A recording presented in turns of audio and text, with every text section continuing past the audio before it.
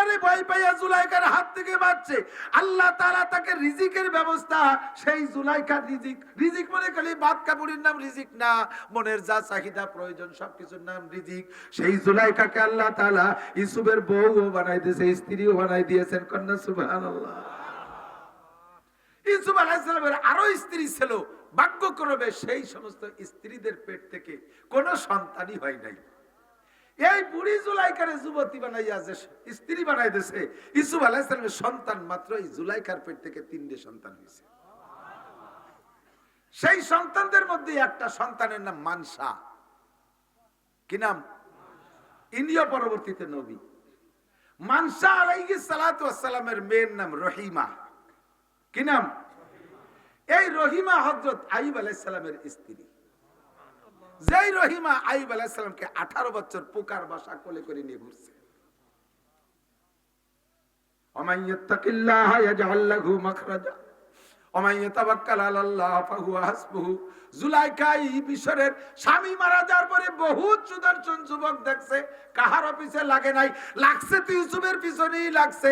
অবশেষে যে ভরসা করছে মালিকের কাছে, মূর্তি পূজা ছাইড়া দিয়া প্রার্থনা করছে আল্লাহর কাছে, আল্লাহ পাক তার চাহিদা পূরণ করছে কি করে নাই?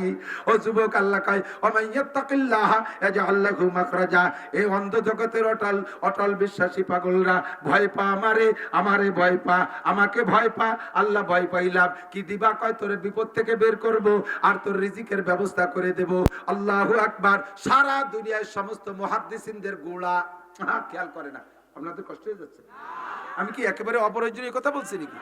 একটু খেয়াল করেন, মনে রাখবেন। আর এক জায়গায় যে বলবেন আমি ওসিয়াত করে দিলাম, আল্লাহর রহমতে শুনিয়া বলি নাই, টুয়া বলি নাই, বানায় বলি নাই, যা ভিতর ছিঁড়ে দেখছি তাই আপনাদের নকল করি বলবেন, বিলকুল মিথ্যা হবে না ইনশাআল্লাহ। নিয়ে যেতে পারবেন না কথাগুলো? মশলা মনে থাকে না, কিসসা তো সুন্দর মনে থাকে, তবে যেভাবে বলছে এইভাবে বলবেন। বাড়ায় ছাড়াই যেন আবার লম্বা 5 বানাই দিলেন না। যেটুক কইছি এটুক কইয়েন। বলবো আরো? সারা দুনিয়ার এই আপনাদের এদিক খেপলা জাল বানায়, খেপলা জাল, জাকি জাল শুরু হয় কিন্তু ওই গোড়াইতে। তো গোড়া যেটুক, মাথায় যে কি সেটুক, মানে উপরে ওই দড়ির মাথায় যে জায়গা, নিচে কি অট্টুক হলে কি ছড়াবে নাকি, মাছ বাঁধবে নাকি? আস্তে আস্তে আস্তে আস্তে বাড়তি থাকে না, এর নাম নেট। এর নাম কি? নেট। আর সেখান থেকে নেটওয়ার্ক, এই আছে না নেটওয়ার্ক, সারা দুনিয়ায় ছড়ানো। গোড়া কিন্তু কম্পিউটারের সাথে এক জায়গায় জড়ানো, ঠিক না? সারা দুনিয়ার আলেম উলামা মুফতি মুহাদ্দিস বর্তমানে যারা আছে, আরো 100 বছর আগের থেকে, 1000 বছর আগের থেকে যারা আসতেছে, এর এই নেটের একটা গোড়া আছে, একটা ধাওয়ার দড়ি আছে, উড়োর দড়ি আছে। ওই উড়োর দড়ি থেকে শুরু হয়েছে নেট প্রসার হওয়া। সর্বপ্রথম যেখান থেকে শুরু হয়েছে এই আলেমদের গোড়া, তিনি হলেন আব্দুল্লাহ ইবনে মুবারক রাহমাতুল্লাহ আলাইহি। সারা দুনিয়ার মুহাদ্দিসদের মুহাদ্দিস, শাইখুল হাদিসদের শাইখুল হাদিস আব্দুল্লাহ ইবনে মুবারক। ওনার আব্বার নাম মুবারক করিম। এ যুবক, মনে রাখ, ইত্তাকুল্লাহ। রিজিকের জন্য হাসিনের কাছে হাত পাইতো না, ব্যারাকেডাম কারিতাস বিয়ার ডিভিশন নির্ভরের কাছে যাইও না, নেতার লেজে লেজে ঘুইরো না, চুরি ডাকাতি কইরো না, আল্লাহকে ভয় করো। আল্লাহকে আমি রিজিকের ব্যবস্থা করে দেব। একেবারে প্রত্যক্ষ একটা ওয়াকিয়া থেকে তুমি শিক্ষা নিতে পারো। আব্দুল্লাহ ইবনে মুবারক রাহমাতুল্লাহ আলাইহি এত বড় মুহাদ্দিস, পৃথিবীতে ওনার পরে আর কোন মুহাদ্দিস অত বড় আসে নাই। ইমামে বুখারী রাহমাতুল্লাহ আলাইহির উস্তাদ। না, মুনাজাত করে দেই। কিরকম আপ ডাউন ভাব টেকতেছে। হ্যাঁ, পেশাব আসলে এক আঙ্গুল উঁচু করবেন। টুয়োটা চলে গেলে মনে হবে আমার আওয়াজ ভালো লাগতেছে না। পেশাব আসলেই কেউ বসে থাকবে না। পেশাব আটকায় বসে থাকলে ডায়াবেটিসের ক্ষতি হয়, তারপরে কিডনির ক্ষতি হয়। উঠবেন, অবশ্যই উঠবেন, কেউ বসে থাকবে না পেশাবে। দেখছেন এই যে কত মানুষ এই বিপদে ছিল, যে ছুটি পেয়েছেন। আবার আইসেন কিন্তু আর চলি যেন আমার ভাকা চাকা বসে থেকে। আব্দুল্লাহ ইবনে মুবারক রাহমাতুল্লাহ আলাইহি, আব্দুল্লাহ ইবনে মুবারক রাহমাতুল্লাহ আলাইহি বহুত বড় বুজুর্গ, বহুত বড়। তার 100 যাইয়ে নিক, জান কিরা কিরা যাবেন, জান হইছে? আর আছে কেউ কি আতুছে টা দেবেন নাকি? আমার দেখ, আব্দুল্লাহ ইবনে মুবারক রাহমাতুল্লাহ আলাইহি মানে কি জানেন? আরবিতে ছেলের নাম আগে বলে, পরে ইবন কয়ে বাপের নাম বলে। আব্দুল্লাহ ইবনে মুবারক মানে মুবারকের ছেলে আব্দুল্লাহ। তাহলে আব্দুল্লাহ হলো মূল মুহাদ্দিস রাহমাতুল্লাহ আলাইহি। শুধু এই আব্দুল্লাহ কইতে একটু ভয় ভয় লাগতেছে, অবশ্যই বিশাল ভয় লাগতেছে, বহুত বড়, আমার হাজার উস্তাদের উস্তাদ। এই আব্দুল্লাহ ইবনে মুবারক রাহমাতুল্লাহ আলাইহির আব্বার নাম মুবারক করিম, একের নিছক একজন গোলাম, একটা গোলাম, বুঝুন তো। এই জামানা গোলাম কলি বুঝবেন না, গোলাম মানে আপনার বাড়ির গরুর মতো, গরুটারে হাটের থেকে কিনে নিয়ে আসবেন, আসার পরে গরুটা গাইতে বাছুরতে কিনে নিয়ে আসছেন, বাছুরটা এখনো দুধ ছাড়াই নাই, এই গাইডারে বেশি বেলায় দিয়ে বাছুর রাখেন, বাছুরির হাজারো কান্নাকাটি আপনি শোনেন না, গাইরও কান্নাকাটি শোনেন না, বাছুরটা দুধ ছাড়াই নেই, মারে জবাই দিয়ে খেয়ে ফেলান, বাছুরির বলার কিছু নাই, মারে রাইখে দিয়ে বাছুরটারে বেশি ফেলাইছেন, বাছুরি চলে যাওয়াই লাগে কান্নাকাটি করতে করতে, ওর ব্যক্তিগত কোনো ক্ষমতা আর পাওয়ার নাই। এরকম ছিল মানুষ, মানুষের ভিতরে গুলাম হিসেবে থাকতো, বংশ ধরে পূর্বপুরুষ সব গুলাম এই মুবারক করিমের। তো মুবারক করিমের মালিক ওই আরবের বহুত বড় একজন ধনী মানুষ, বিশাল বড় বড় লোক, মালিকের অনেক বাগবাগান, অনেক ইন্ডাস্ট্রিজ, অনেক বাণিজ্য কেন্দ্র, ভিন্ন ভিন্ন কর্মচারীরা কাজ করে। একটা বাগান হলো আনার বাগান, ডালিমের বাগান। তো খেজুরের বাগানের মালি আলাদা, তারপরে নাশপাতির বাগানের মালি আলাদা, অন্যান্য বাগানের মালি আলাদা। এই একটা বাগান আছে বহুত বড় ডালিমের বাগান, এই বাগানের মালিক বানিয়ে দিয়েছে মুবারক করিমকে। দীর্ঘদিন মুবারক করিমের আচার আচরণ, আমল আখলাক, চাল চলনের পর বিশ্বাস রাখা মালিক কোনোদিনও মুবারক করিমের বাগানে যায় না। ও এনতে বেশি কিনে যা টাকা পয়সা দেয় তাতেই উনি বিশ্বাস করে সেটাকে গ্রহণ করে। তো একবার মালিকের ভিতরে শখ জাগলো যে আমার পুরো সম্পত্তি যেখানে যা আছে একটু ঘুরিয়ে দেখবো। ঘুরিয়ে দেখতে দেখতে দেখতে দেখতে এবার সবকিছু দেখে বাগান গুলো দেখা শুরু করছে। খেজুর বাগানে যে মালিক বলছে আমার একটু ভালো খেজুর খাও, সর্বশ্রেষ্ঠ খেজুর খাওয়াইছে। পেয়ারার বাগানে যে বলে আমার ভালো পেয়ারা খাও, 1 নম্বর পেয়ারা খাওয়াইছে। নাশপাতির বাগানে যে বলছে আমার নাশপাতি খাও, 1 নম্বর নাশপাতি খাওয়াইছে। অবশেষে মুবারক করিমের বাগানে যাই বলছে, মুবারক তোমার বাগানে তো আমি কোনোদিন আসি না, অন্যান্য গুলো তো মোটামুটি ঘুরি, তোমার বাগানে জীবনের প্রথম আসলাম, তুমি একটা আনার খাও। তো মালিককে যদি আনার খাইতে চায়, মালিকের সবচাইতে ভালো আনারটা খাওয়াবে, দেখে শুনে সবচেয়ে বড় লাল টকটকে যে আনারটা, ওইটা তুলিয়া এনে খুইলিয়া দানাগুলো প্লেটে করে মালিক রেখেছে। মালিক 2-4টে দানা মুখে দিয়েই তার টকের যন্ত্রণায় চোখ থেকে পানি বের হয়ে চলে আসছে, চোখের থেকে পানি ছেড়ে দিয়েছে, কাঁদতেছে। মালিক এবার বড় দুঃখে গুলামকে মালিকে বলতেছে, মোবারক তোমার বাগানে কোনোদিন আসি না, একটা বার আসলাম, তুমি আমাকে অশ্রদ্ধা করলা। যার বাগানে গেছি সে তার বাগানে সবচেয়ে শ্রেষ্ঠ ফল আমারে খাওয়াইছে, তোমার বাগানে আমি মালিক আসছি, তুমি আমারে কেন টক ফল খাওয়াইলে, একটা মিষ্টি ফল আমারে খাওয়াইলে না কেন? মুবারক করিম কেঁদে দিয়ে বলে, মালিক আপনার বাগানের কোন আনারটা, কোন ফলটা মিঠা আর কোন গাছের ফলটা টক আমি তো তা জানি না। 20 বছর আমি আপনার বাগান পরিচর্যা করি, কিন্তু জানি না যে কোন গাছের ফল টক আর কোন গাছের ফল মিঠা। আমি মনে করছি যেটা দেখতে ভালো ওইটা খাইতে মনে হয় ভালো, তাই আমি আপনার জন্য খুলে নিয়ে আসি, ওইটা যে টক না মিঠা এটা তো আমি জানি না। মালিক কয়, কেন তুমি 20 বছরের মধ্যে কি কোনো গাছের ফল খাও নাই? কয় না, আল্লাহর কসম আমি খাই নাই। কেন খাই নাই? তোমারে কি আমি নিষেধ করছি? কয় নিষেধ আপনি করেন নাই, হুকুমত আপনি আমারে দেন নাই, আপনি আমারে দিয়েছেন বাগান পাহারা দেওয়ার জন্য। আর এই পাহারার মানে হলো অন্য কেউ যেন বাগানে ফল না খায়, খেয়ানত না করে। এই পাহারার মানে হলো আমিও যেন খেয়ানত না করি। 20 বছরের ভিতরে আমি আপনার বাগানের থেকে কোনো ফল আপনি আমারে খাইতে বলেন নাই, খাই নাই। কায়া মুবারক আমি কি এ জায়গা থাকি? তুমি তো দেখো, তুমি তো থাকো একা একা, আমি তো তোমারে দেখি না, খাইলে তোমারে কে ঠেকায়? মুবারক করিম বলেন, মালিক যেই মালিকের মালিক, যেই মালিক আপনি তো এই বাগানের মালিক, আপনার মালিকও যে আল্লাহ, আমার মালিকও সেই আল্লাহ, আপনি শুধু বাগানের মালিক। আরে আপনি যদিও না দেখেন, আমার মালিক, আপনার মালিক, বাগানের মালিক আল্লাহ দেখে। আমার খাইতে মনে চায় না তা না, বড় লোকের পোলা পানিকান থেকে আনার কেনে, সামনের পর দাঁড়ায় দাঁড়ায় খায়, গাল বেয়ে বেয়ে রস পড়ে। আমিও গুলাম, আমার বাপও গুলাম, আমার 14 পুরুষ গোলাম, জীবনে আমাদের বংশে এগুলো নসিব হয় নাই। আমার খাইতে মনে চায় না তা না, বহুবার আমি রাতের অন্ধকারের ডালিমের গায়ে হাত দেই, যখনই হাত দেই তখন দেখি যে আমার আল্লাহ আমার হাতের দিক তাকায় আছে, আর খাইতে পারি না। ও মুবারক গাছের নিচে যেটা পড়ে থাকে তার তো দাবি আমার থাকে না, ওটা খালি তো খাইতে পারিস। কয় তাও তো বলেন নাই যে পড়ে যাওয়াটা খাবা, কিভাবে খাবো? মুবারক করিমের বক্তব্য শুনে মালিক কান্দি দিয়ে কয়, মুবারক তোর মতো বুজুর্গ আল্লাহ ওয়ালারে আমি গোলাম বানায় রাখছি, কিয়ামতে আল্লাহর কাছে আমি কি জবাব দেব?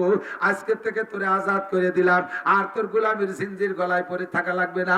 যাও মুবারক, তোমারে স্বাধীন করে দিলাম। কন্যা সুবহানাল্লাহ। ও বন্ধু, মাত্র 20 বছর জিহ্বারে কন্ট্রোল করছে, স্থায়ীভাবে আজাদ হইয়া গেছে। আল্লাহ পাক তারে বের হওয়ার ব্যবস্থা করে দিয়েছে, একমাত্র কিসের কারণে? আল্লাহর ভয়। জোরে বলেন তাকওয়া। সংক্ষেপে বলেন কি তাকওয়া? জোরে বলেন কি তাকওয়া?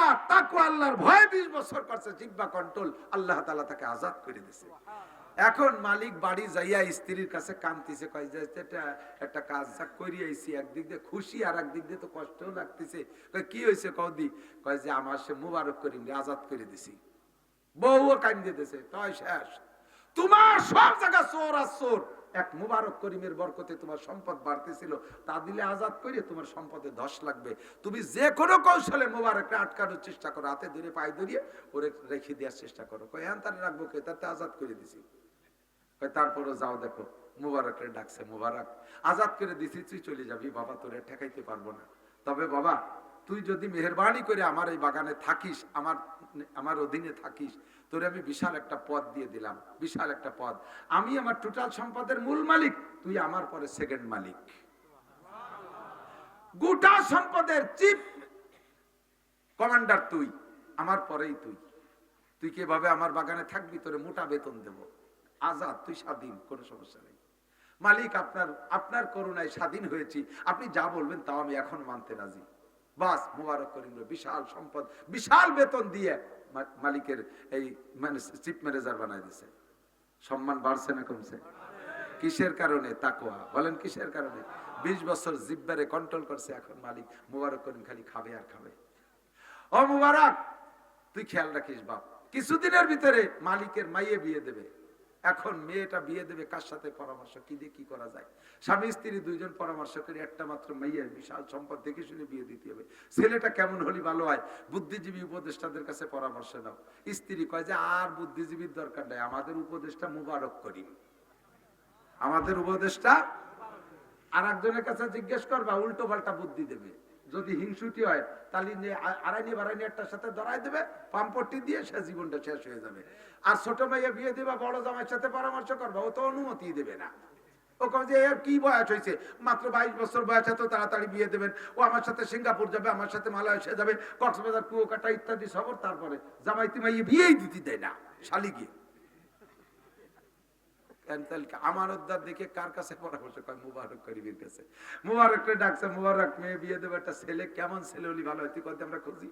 তো মুবারক কয় যে আমি আর কি পরামর্শ দেবো, আমি হাদিসে পড়ছি তুনকাহুল মারাতুলি আরবা, মেয়েদেরকে বিয়ে দেওয়া হয় ছেলেদের মধ্যে 4টে গুণ দেখে, অথবা মেয়েদেরকে বিয়ে করে ছেলেরা মেয়েদের মধ্যে 4টে গুণ দেখে। 1 নম্বর হলি হাসাবিহা, মেয়ের রূপ দেখে, বংশ দেখে, ভালো বংশের মেয়ে বিয়ে করলে সন্তানও ভালো হয়। 2 নম্বর হলি জামালিহা, রূপ দেখে।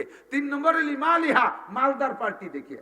4 নম্বর হলি দীনিহা, মেয়ের মধ্যে দিন আছে কিনা তাই দেখে। সেম উল্টো, ছেলে কি ভালো বংশের কিনা, ছেলের পয়সা ভালো কিনা, ছেলের টাকা পয়সা চেহারা ভালো কিনা, ছেলে কি বলা হয় ছেলেটার দিনদার কিনা, এরকম দিক দেখে বিয়ে করে মানুষ, ছেলে মেয়ে বিয়ে দিয়া দিয়ে করে। তবে আল্লাহ নবী বলছেন বাকি 3টে থাকলে ভালো, চেহারা ভালো থাকলে ভালো, বংশ ভালো হলেই ভালো, সম্পদ ভালো থাকলে ভালো, না থাকলে দোষ নাই। তবে ফাসফার বিজাতিদ দিন, দিনদার কিনা এইটাকে প্রাধান্য দাও, দিনদারিকে প্রাধান্য দাও।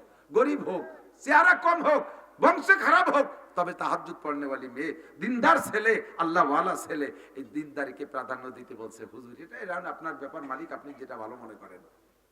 আর মালিক কয় যে মোবারক তুই জন এই কথা বলি, আর আল্লাহ নবীও কইছে দিনদারকে প্রাধান্য দিতে, তাহলে ঠিক আছে, তোর পছন্দ মতো একটা ছেলে 1 বছরের মধ্যে খুঁজে নিয়ে আয়। 1 বছরের ভিতরে একটা পছন্দ মতো ছেলে খুঁজে আনবি, মেয়ে বিয়ে দেব। আর মুবারক করিম যেই লাঠি নিয়ে ছেলে মাপতি বেরোইছে, যে ফিতে নিয়ে ছেলে মাপতি বেরোইছে, যেই মুবারক করিম 20 বছরের মধ্যে পড়া ডালিমটা খাই নাই, সেই মুবারকের ফিতে মাপে সৈয়তি ছেলে পাওয়া বহুত বড় কঠিন। মুবারক বছর খানি ঘুরিয়ে আইছে, মালিকরে ফিতে ফেরত দিয়েছে, মালিক এই ফিতে মাপে আসে না কেউ। আমি হবে মানে আমার দ্বারা বাঁধতেন, আমারে চাকরি দিয়েছেন, আমি এই চাকরি রেখে। স্বামী স্ত্রী দুইজন 1 বছর পরে খবর পাইয়া পরামর্শ করে কয় আর আমাকে ছেলে খোঁজার দরকার নাই, ওই ফিতে মাপে ছেলেও পাওয়া যাবে না, মুবারকরে দড়ি ফুড়ি ওর সাথে দেওয়া যায় নাকি তাই দেয়। মালিক মুবারকটা ডাকে নিয়েছে, বাবা আর খোঁজার দরকার নাই, তুই আমার মেয়েটা বিয়ে কর, তুই আমার জামাই। কন্যা সুবহানাল্লাহ। কোথার থেকে জামাই হয়েছে বলেন তো? গোলামের থেকে জামাই। কিসের ওসিলায়? কি মাত্র কি বলো? তাকওয়া। ومن يتق الله يجعل له مخرجا ويرزقه من حيث لا يحتسب। দারুণার বাহির থেকে কি কলা রিজিকের ব্যবস্থা। মুবারক খান দিতেছে, মালিক আমি তো এই দেশে, তাই যদি বাংলাদেশে থাকতাম তাহলে বিয়ে ওরা সহজ ছিল, কারণ বাংলাদেশে বিয়েতে পয়সা লাগে না, বিয়ে করলে আরো পাওয়া যায়। আমি তো গোলামের বাচ্চা, গোলাম সবে মাত্র আজাদ হয়েছি, একটা পয়সা আমার নাই। আপনি বড় লোকের মাইয়ে দেন মোহর দেবো কোন জায়গাতে? বিয়ে করতে তো দেন মোহর দেওয়া লাগে, বাংলাদেশে তো দেন মোহর দেওয়া লাগে না, খালি লেখলি হয়ে যায়, বরং 3 লাখ পাওয়া যায়। আমি দেন মোহর ছাড়া বিয়ে করবো কিভাবে? মালিক কয় যে তুই দেন মোহর দিয়েই তো বিয়ে করবো। টাকা পাবো কোন জায়গায়? আমার পুরো সম্পদের 3 ভাগের 1 ভাগ তোমার নামে দলিল করে দিলাম। টোটাল সম্পদের 3 ভাগের 1 ভাগ, 3-এর ভিতরে ওসিয়ত, 3-এর 1-এর ভিতরে ওসিয়ত নাফেজ হয়, 3-এর 1-1-এর ভিতরে আমার টোটাল সম্পদের 3 ভাগের 1 ভাগ তোমারে দিয়ে দিলাম। কিসের ওসিলায়? জোর হলো না? যুবক তুমি তাকওয়া অবলম্বন করো, তাহলে তোমার এরকম হবে। মালিকের দোকানে চাকরি করো, মালিক নাই, বাস তাকওয়ার ঠেলায় ব্যাংক ভরি বেলায় দিছে টাকা দিব বলে আন্ডারগ্রাউন্ড ইন্দুরির মতো তল দিয়ে টাকা রাখে টিলেছে। মুত্তাকিন নামও রাখছে কি? মুত্তাকিন নাম মোখলেস, নাম আতর আলী, গায়ে ভাটার গন্ধ। মুবারক বহুত আছে, এইরকম একটা মুবারক করি দেখবি রুজির বরকত হবে। বাস সম্পদ পাইয়া এবার বিয়েও করে ফেলাইছে, দিন বহরের ব্যবস্থা হয়ে গেছে, বিয়ে হয়ে গেছে আলহামদুলিল্লাহ। এদিকে দিক চলে আইছি, শেষে আর কাছাই ফেলাইছি, এখন বিয়ে হয়ে গেছে। এই যে দম্পতি না, এই মেয়ে বিয়ে দিচ্ছে আর ওই ছেলে